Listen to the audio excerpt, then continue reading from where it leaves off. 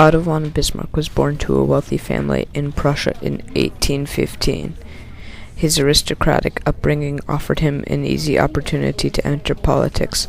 At the age of 34, he was elected to the Prussian Chamber of Deputies in 1849. This was his first position in the Prussian government. Bismarck believed in a strong monarchy and supported Kaiser Friedrich Wilhelm. In return for his support, Kaiser Wilhelm appointed Bismarck as a Prussian representative to the Federal Diet in 1851. Bismarck became the Prussian ambassador to Russia soon after serving in the Federal Diet. Before Germany was a country, it was split into several smaller territories, including Prussia, Saxony, Hanover, and Hanover. These were known as the Germanic states.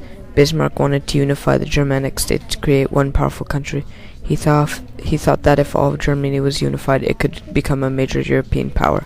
Bismarck also had a plan to unify the Germanic states. He believed that if one Germanic state was attacked, all the others would unite to fight off the invaders.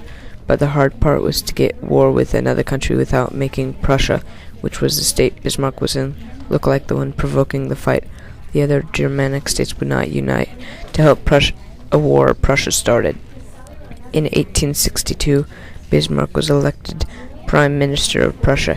He knew it was time to unite the Germanic states, but Prussia had to first build up their military. To test Prussia's power, Bismarck decided it was time for a war. He allied Prussia with Austria and declared war on Denmark.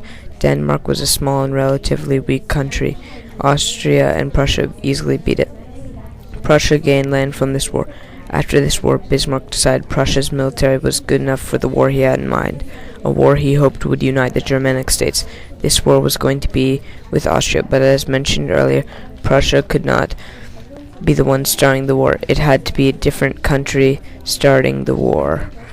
To instigate a war and gain land in one move, Bismarck began to push to make Schleswig-Holstein part of Prussia. Many Austrians lived in this area and were threatened by Prussia's actions. When Bismarck ordered troops to push Austrians out of there, the Austrians reacted by declaring war. This angered many Germans, so they united to fight off the invading Austrians. The Austrians were favored in the war. They had more men and larger territory, but Prussia's troops had been equipped with the newest warfare technology of the time, such as breech-loading rifles and breech-loading artillery, while the Austrians still had classical rifles and cannons. Austria did not buy the newer weapons to save money.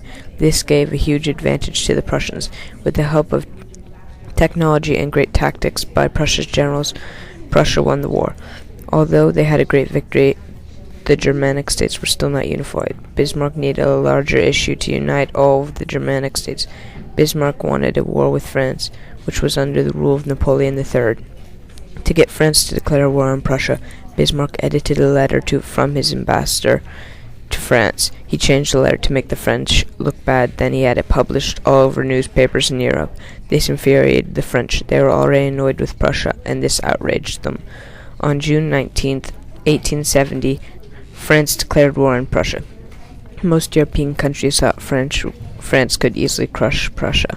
Unlike the war with Austria, Prussia did not have the upper hand in technology. France, being one of the strongest European powers, easily had enough money to buy breech-loading weapons, but Prussia still had an advantage. They were already combat-ready while France still needed to mobilize their troops. Prussia struck before France was ready to fight. On May 10th, 1871, Napoleon III met with Bismarck to discuss an armistice. Prussia won the war. This is the event that unified all of the Germanic states. After this war, they were known as Germany. Bismarck was a national hero and elected the Chancellor of Germany. In the rest of his years as Prime Minister or Chancellor, Bismarck accomplished many things, such as the Health Insurance Bill of 1883, the Accident Insurance Bill of 1884, and the Old Age and Disability Insurance Bill of 1889. In 1890, Emperor Wilhelm II dismissed Otto von Bismarck as the Chancellor. In 1898, Otto von Bismarck died. Shortly after his death, World War I began. Bismarck will always be remembered as the unifier of Germany.